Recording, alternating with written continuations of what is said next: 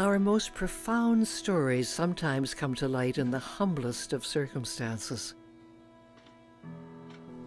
This time, a suburban Canadian attic in 1989, and the discovery of an old and long-forgotten box. Its contents, however, so remarkable they would change the course of one man's life and forever alter our perception of the past. Our Papa is so sick he can no longer get up. If our dear Papa should die, what will become of us? More than 700 letters, dating back to the 1930s, now finally given voice. Their haunting story, a largely untold tragedy of near epic proportions. Our Peter is still not to be found. Lisa has frozen her feet. If we do not soon get help, then we are staring death in the face.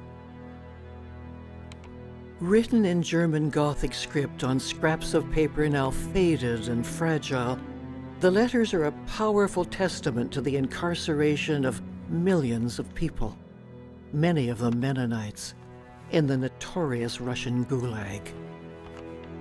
I cannot describe how we have already wept for our son.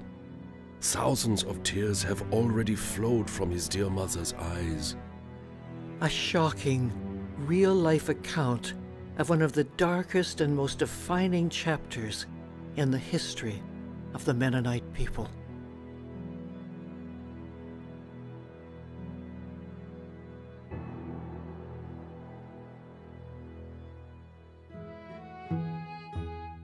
In the late 1780s, Russia's rich and fertile land was a dream come true for the road-weary Mennonites.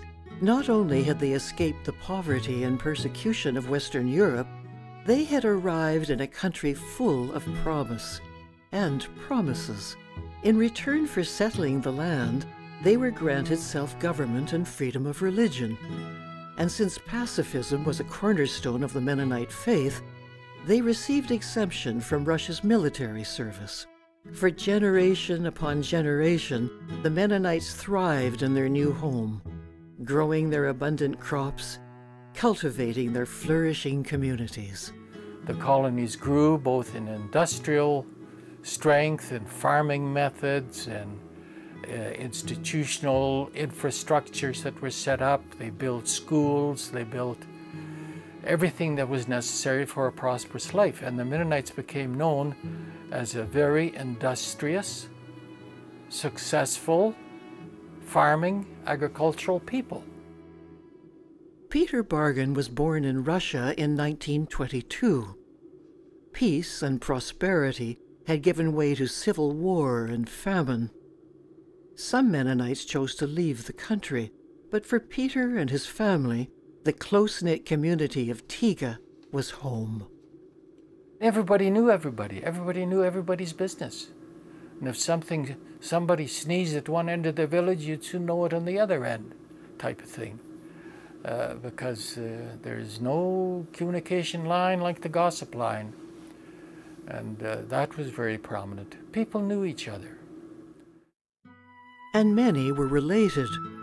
Peter's cousin, Maria, lived in the neighboring community of Altenau. There were about over 500 people in our village. It was not very big, but it was a very nice place. You know, and we children, there, I mean, we didn't have any toys. But in winter, what we did, we played in a barn. There we had about a dozen cows and horses, more horses yet. And, you know, we had only one lantern at the front, and then we played hide and go seek. We were lying on the cows, running under the horses. Oh, we had so much fun. When we were finished, we were sitting in the barn and were eating, they called it makucha, that was sunflowers were pressed, and that were pieces. And there were just the shells and just a little bit of that inside. They had it for food for the animals. But we broke off and were sitting and eating that and enjoying ourselves. But even the smallest pleasures soon would be taken away. January 21st, 1924, marked the death of the Soviet Union's charismatic leader, Vladimir Ilyich Lenin, and the start of one of the deadliest and most repressive regimes in history. When Joseph Stalin first gained power, he continued some of Lenin's progressive policies, including allowing Russian farmers to employ workers and sell food on the open market. But as the farms expanded, so did the private commerce, an economic model that conflicted with communist ideology. Stalin was convinced that industrialization was the only way the country could protect itself from capitalism. So he came up with a plan, a 5-year plan, which he introduced in the spring of 1929. It called for huge increases in the production of coal, iron, and electric power. And in order to feed the growing ranks of industrial workers, the farmers who grew the food were required to join state collectives. Stalin wanted these people for other labors. He wanted them on the collective farm to do the work. And that pertained not only to the Mennonites. We were a very small element within the Russian population. There may have been, 100,000 Mennonites in this area? And there were millions of Russian peasants who were struck at the same way. It wasn't aimed at our people particularly, but since they happened to be landowners, it hit them particularly hard because they were so progressive. And because the Mennonite communities were largely self-sufficient, they were often a target for the Red Army in search of supplies, like grain not turned over to the collective, but instead secreted away as a hedge against the encroaching hunger. They came and swept everything away. They didn't leave us anything. Everybody had to bring everything to one place. You know, you were not supposed to have any animals anymore. All the cows had to go in one barn. They belonged to the commune. And all the horses, they took everything away. Some resisted the collectivization of their land, like Peter Bargen's father, who was Reeve of Tika. In 1929, November the 7th, Dad came home from work and he said to Mom, we gotta go now. They've got a warrant for my arrest. If they arrest me, I'm toast. And in an hour, we were out of there. The table was set for supper and everything was in order. And the dog was on its chain and the horses were still in the barn. We put together what we could get, our blankets or whatever, not very much, into a buggy with our uncle, Abram Bolt, driving, headed across the fields towards Orloff, where our grandparents lived. We stopped there. They came because we wanted to say goodbye to my grandmother. That was the main thing. My mother had made some a goose for supper, and we were all eating together. And I remember it so much because my little sister was 1 year old. She was sitting on a high chair beside Mother, and Mother had a plate, and she had, what do you call it, a magen. She had cut it in pieces. It was so hard meat. She grabbed one piece and put it in her mouth, and it got stuck in her. And we thought, she was all blue already. My dad took her and pushed it down with a finger and saved her that way. And that's why I always remember that when we had that last supper, because of that. But they were all there, and we had a good meal. But it was sad. We knew because one uncle went already, and we didn't see them anymore, so we knew it was the same thing. Under the cover of darkness, Peter and his family made their way across the harvested fields. By 3 o'clock in the morning, we were on our way. We were fleeing. That sense came because we were in a hurry, and we weren't coming back. And we missed the first railway station. Dad says, if they're going to be looking for me, they'll be looking for me at the first railway station. So they missed that one and went to the next one. Which turned out to be true, because they learned later that within hours they were looking for Dad. And they checked the first station and nobody had showed up, so they didn't bother going to the second. So we managed to get away. Just one day after Peter Bargen and his family fled Tiga, his 8-year-old cousin Lena and her family prepared to follow. Und dann haben sie uns zurückgeschickt. And they sent us back. They told us that the borders are closed and the train has already left, so we couldn't leave. Papa said, well, we have to leave. And as children, we were so happy and joyful because we were going to Canada. Gestoppt im Gefängnis. War nicht ganz gesund. But while on that trip, they stopped Papa and put him in jail. He wasn't healthy. And Mama took us back to our home. Nach uns Haus gekommen. Lena's father was just one of thousands apprehended for resisting the state's appropriation of his land and refusing to become an informer. As landowners, they were called kulaks, which in Russian means tight-fisted. By arresting the kulaks, Stalin had thwarted their collective punch. Peter's father had narrowly escaped imprisonment. Now, the Bargen family found themselves in a run-down shack on the outskirts of the capital. I remember our life in Moscow in this little shanty where we stayed. It was the home of a Jewish tailor, and he let us have this room. And it was sort of divided.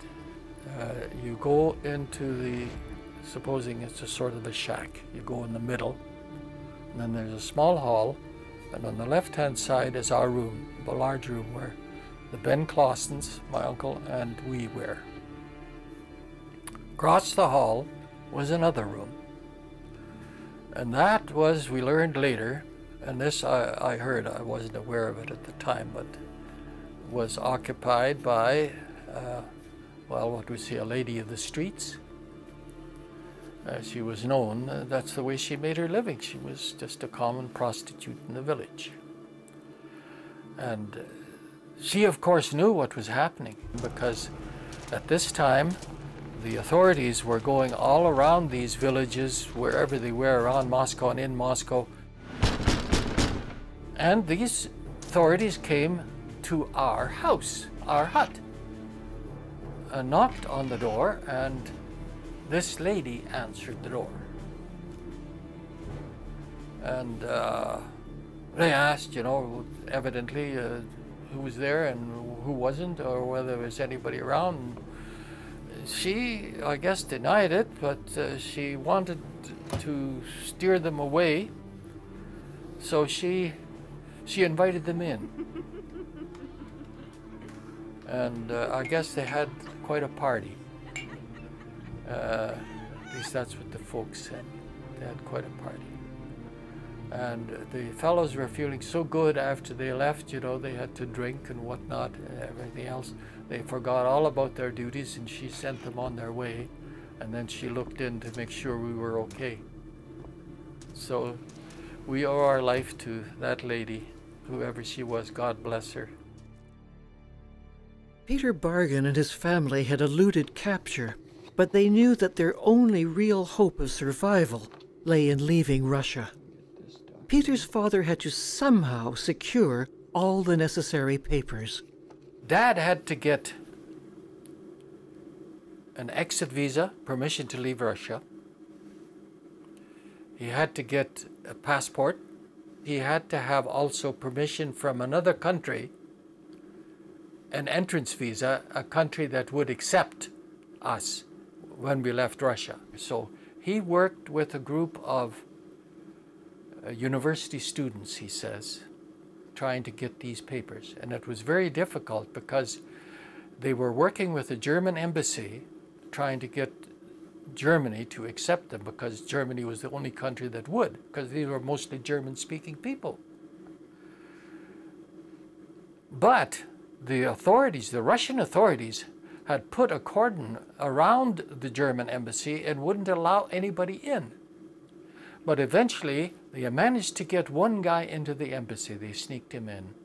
And he got the permission for whatever was involved. And Dad was one with also Uncle Ben and his family. And he got the entrance visa into Germany approved. So he had that document. Now he had to get the exit visa and the passport. But to get those, you had to go to your local authority and you had to have what is called a family list. On that family list, you would have to give all your personal data. And Dad says, how am I going to get a family list? You're supposed to get this from the place where you lived. And I lived there, but they're after me. If I just mention my name to these guys, I'm dead duck. You know, how am I going to get this list? He says, and then to get it signed and sealed by the local authority. How am I going to get this thing filled out? And it suddenly occurred to him, he says, he was walking the streets and he thought, man, what's the matter with me? I was the reeve of this district. He says, I've filled out more than enough of these things for friends of mine in the past years. What's the matter with me? I can make my own list. I know how to do it. I have the papers. I know the protocol. I know the procedure. I'll make my own list. I'll make it for myself and I'll make it for Uncle Ben and his family, which he did. Now, local authority. Well, you got the local authority was the authority where you lived. Well, now we lived in this little village. We didn't live over there anymore. So I'll have to take it to this village authority, which he then did. He says, okay, I'll go there and see if I can get the signature of the chairman and the seal of the district, and then I can get my other papers and we're free. So he went to this office and he walked in. There's this Mr. Secretary, Comrade Secretary, sitting on the side. So, yes, what can I do for you? Well, Comrade, I'd like you to have your chairman sign these and put the seal on it. This is the family list, you know, that we're supposed to. Oh, let's see. Yeah, well, okay. You know, he says, I'll give you the seal. I have it here, but the chairman is in the office next door here, and he'll have to sign this before I put the seal on it. So why don't you just go in and see him and see if he'll sign it, okay? Dad turns around, he looks at the wall, and what did he see? His poster. His wanted poster on the wall of this office. But he went and he knocked on the door and somebody said, come in. He walked in, and here's this young communist, his feet on his desk, you know, and talking to two other guys, an animated conversation over something. And he just looked up and he says, yes, what can I do for you? And Dad says, well, the Comrade Secretary sent me in here. He'd like you to sign these papers. Oh, and he just reached over and he took it and he signed it. In the meantime, he was talking to these guys. He was in the midst of a big conversation of some kind, and he took it and he handed it back, and Dad took it and he says, thank you, Comrade. And he turned around and he walked back. And he gave it to the secretary, who looked at it. Yeah, it's okay. So he took out the seal and he put a seal on it. And Dad took it and said, thank you very much, Comrade, and walked out. And he said, he collapsed about half a block away. You know, he just had to pause and get his self-control back. Armed with the signed and sealed documents, the Bargens arrived at the central train station. but their escape was still far from certain. Well, we boarded the train in Moscow in a very crowded station, and it was packed with people because you couldn't reserve anything. If you were there and were able to get on, you could get on the train and go, and if you didn't get on, that train left in after, let's say it was scheduled to stop for 3 minutes, and that's what it stopped, and then after 3 minutes it moved.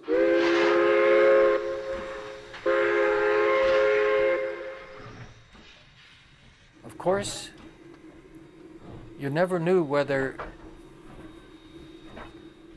the train would go in the right direction or not, because often people would load up and the train was redirected and would end up in Siberia or some gulag. That has happened time and time again, because of those 20,000 people that were around Moscow at that time, 5,000 got out at that time. 15,000 didn't get out. They either were sent back home to nothing because all their property had been confiscated, or they were sent directly from there into the gulags.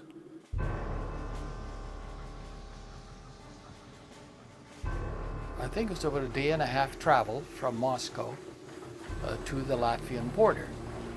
Now at the Latvian border there's a beautiful, in a sense, a very formidable gate of wrought iron, looks like wrought iron, with a red star on it and everything there, and that marked the boundary between the two countries. We stopped just before this gate. It was called the Red Gate because there's a big red star on it. And at that point, everyone had to get out of their cars, unload their baggage, open their bags, or whatever they carried with them, have them inspected by the authorities, everything taken away, like any money or jewelry or things of that kind. The women had to undo their hair so that they could hide nothing in their hair, and the women in those days wore usually long hair with pigtails and big buns, you know, so that you could hide a robin's nest in there if you wanted to. So they were thoroughly examined to make sure that they could take nothing. And then when we were all unloaded and examined and so on, we were allowed back on the train, and then the question still remained, is this train going to proceed or is it going to go back? Because there had been occasions in which train loads had been sent back to Moscow because they had evidently found something that they didn't agree with, so the train was sent back and the people sent into exile or whatever happened to them. Well, it went forward.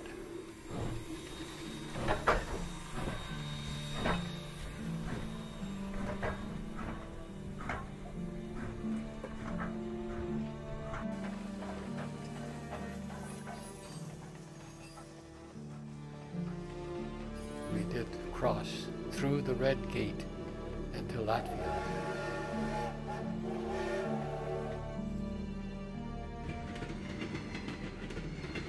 And then when it got to the Latvian side, it stopped, and the door opened and a Red Cross nurse came on. She says in German then, "Ladies and gentlemen, you are now in Latvia."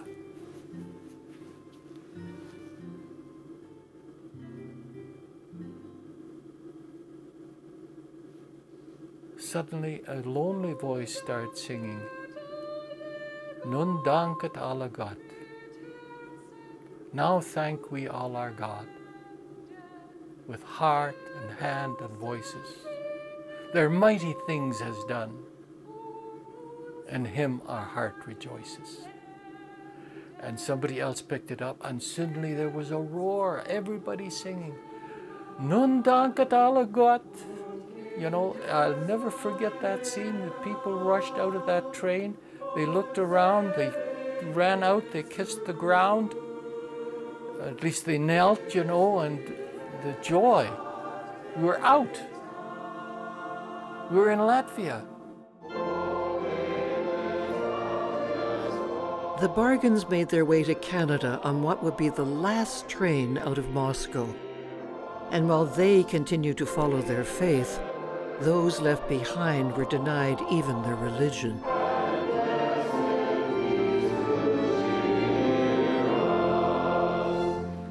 They started with the churches. They didn't want us to have services anymore, no Sunday school. And my mother took the Bible and was hiding it in the attic.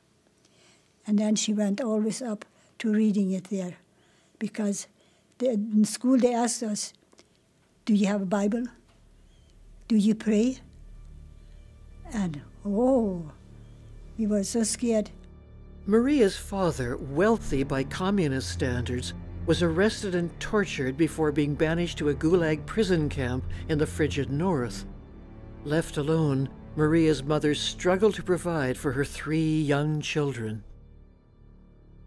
We were like those children in Africa, big stomachs and thin legs. And then we found out that in the neighbor village there was a cheese factory. We could get them whey. And then every day I got a jug of whey, and then 3 times a day we got a little glass of whey at 6 o'clock, 8 o'clock in the morning, at 12 o'clock, and then at 6 o'clock. My little brother and sister, they were sitting watching the clock, how it was turning. They didn't play nothing. They were too weak. And that kept us alive. Many were sent to Stalin's infamous Gulag, including Lena and her family, now reunited with their exiled father. Dann haben sie uns als Kulaki. They relocated us as kulaks. Ich werde sagen, wie wir später. Haben sie es rausgeschickt. Haben sie uns geschickt nach dem. They sent us to the Ural, where it was very cold. Bruder, der war 16 Jahre. Papa's brother, my uncle, he was 16 years old at the time. Gesiedelt mit uns zusammen. Und weg was ein Papa.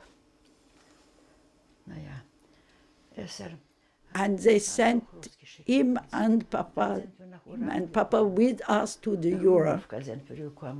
Und da war ein großer Barack war da. We arrived at Lunovka. There was a barrack, a huge barrack, and many people like us already there. And they gave us sections. The sections were 2 meters by 2 meters for 9 people. All of us 6 children and Mama, Papa and his brother. Und dann Papa sein Bruder dann. Papa, who was sick, he was very sick. He was laying in the corner, and all of us children, we were laying practically on top of each other. We had nothing, so we wrote begging letters to Canada. The farming community of Carlisle, Saskatchewan became home to the Bargens in the spring of 1930. It was then that the letters began to arrive. I think we have 1 or 2 letters that are dated in 1929. And then in 1930 they really started. A letter from cousin Lena was one of the first. I really do not like writing letters. Our Papa is so sick he can no longer stand up. So sick he is. If our dear Papa should die, what will become of us? In many regions, contact with the West was a criminal offense, but the Mennonites continued to find a way, any way, to reach out. Kann ich nicht sagen, wo ein Papier haben. I don't know where the paper came from. I think that my parents took newspapers from the outside and cleaned them so we could write on them. Where the paper came from, I don't know. The Mennonites overcame every barrier to tell their heartbreaking stories, like this one from Peter's uncle. We find it hard to cope with the many obstacles which are thrown in our path. And the most difficult is that it has to strike our child. My thoughts are with her in prison. How that poor child will already have begged and wept, if only she does not sink into the depths of despair. Not only is her body being ruined, but her whole being, soul and spirit are being brutalized and killed. If writing the letters posed a risk, getting them out of the Gulag was more difficult still. How they got out, I can't explain it, except in many ways there are indications that they would get someone else to mail them or go to a different station. There were some routines that they could follow in which there was a greater chance of them getting out than if they used the normal channels of getting out. And a lot would depend upon the local authorities as to how strict they were and how strict the censorship was. The higher position guards of the police did read our letters. For that reason, we couldn't write openly what was eating at our hearts. Instead, our parents told us to talk through the flowers. Most of the letters were very careful in what they said and how they said it. Much of it disguised in a way that the reader would understand because they had common background experience, whereas somebody not acquainted with it would not understand what was being said. You can call that reading between the lines, but it's actually even a little more than that. In German, they call it talking through the flowers. In one letter, and I think it was Grandma Regier that wrote, and we have enough to eat, and we have a lot of SB, and we have enough to wear, and we're very happy and content, and it's just as nice as you know, as it says in 2 Corinthians chapter 4, verses 7 to 9. You look up SB, and it means sour bread. That's what it meant in German. You look up 2 Corinthians 4, which says that we are being persecuted. We die every day, but we are not killed. You know, and it goes on about the misery and they're being stamped on, but we do not lose faith because we know what we believe. So it is exactly opposite to what was being said in words. They know that the reader to whom they're writing will know Scripture and will have Scripture to look up on. But they also know that a communist censor wouldn't dare have a Scripture in his desk to find out what that reference was. If they were caught, they'd be shot. Day after day, those condemned to the Gulag labored away under deplorable conditions. There's a letter in there with a sketch of where my cousin, Tina Regier, who were in exile, drew a picture freehand of the place she was working, and it's a smelter. She was 12 years old. She was pushing carts of ore and things like that in a mine and in a forge. You know, this is what they were doing until they worked them to death, or they dropped dead or died of disease or whatever. But you read the letters, and it was just a matter of time before people would die. Like Uncle Jake, he died in short order. This letter, written by Peter's aunt, is dated January 24th, 1932. I have very dangerous and hazardous works as well. I must chop down trees in the forest. It is often very cold and an average of 1 meter of snow, so that you often sink into the snow up to your hips. Not so long ago, a young girl was killed by a falling tree and crushed into the snow so far that only the corner of her dress was visible. and so we are full of fear, from one day to the next. So often they'd get a letter, and then Mom would sit at the table, we would be eating, and she would be crying her heart out, and we could never figure out. We said, "Mom, why are you crying?" "Well, got a letter from Grandma, and she's not very well," but they would never tell us what was really going on. What was going on was a living hell for Peter's extended family. Although Maria's father had been released in 1936 in order to service the farm machinery back on the collective, his relative freedom was short-lived. 10 months later, they took him, and when he came and said goodbye to us, he said to me, "You have to help Mom. You are the oldest." And when he stood in front of my brother, he says, "My dear son, we won't see each other anymore." He knew it. Maria's father and Lena's father perished in exile. Lena's brother died in prison. Her sister was locked up for 9 harsh months.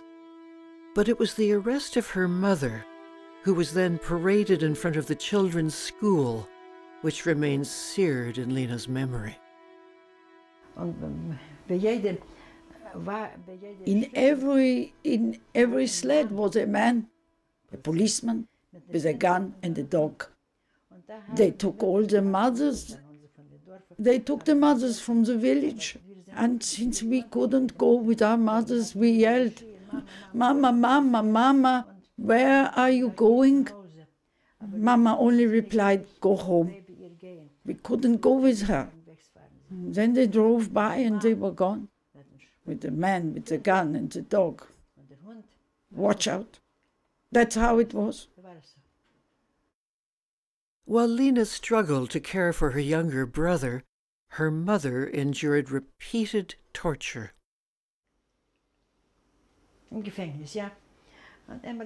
At the jail, yeah, at night, a police officer would shout for my mother, who was over 40 years old at the time.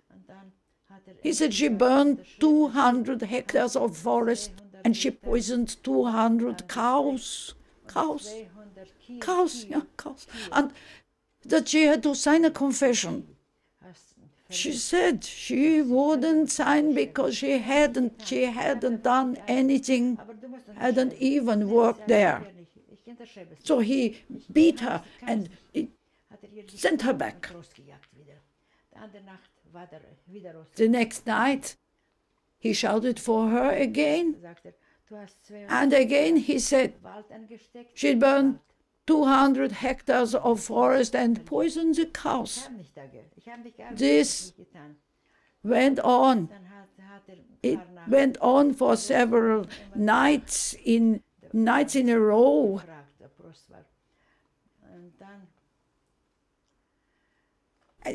And then finally, she said she would sign whatever he wanted. She said she didn't do it, but they had beaten her so often and said that they would hang her. So she signed. She was sentenced to 1 year and 6 months in jail. After 8 months, she was released by one of the men who said to her, "Mrs. Regier, you signed a confession. Never, ever sign anything like that again, even if they beat you." She said, "What could I have done? You all beat me." He said, "Just go through that gate and never tell anyone that we beat you. Be quiet about it." That's how it was. In 1937, the letters slowed to a trickle. By 1938, they had stopped. Stalin's reign of terror may have silenced them, but the Mennonite people would not be broken. They saw the misery, they saw the starvation, they saw the torture. And you wonder, how in the world can their faith sustain them? What comes through loud and clear in the end when you get everything pushed aside is their faith in God. For 50 years the letters lay untouched, the stories silent. It was as if they were waiting for the one man fated to find them. In 1989, we were living in Kelowna, and we were visiting in Manitoba, and we were visiting my brother.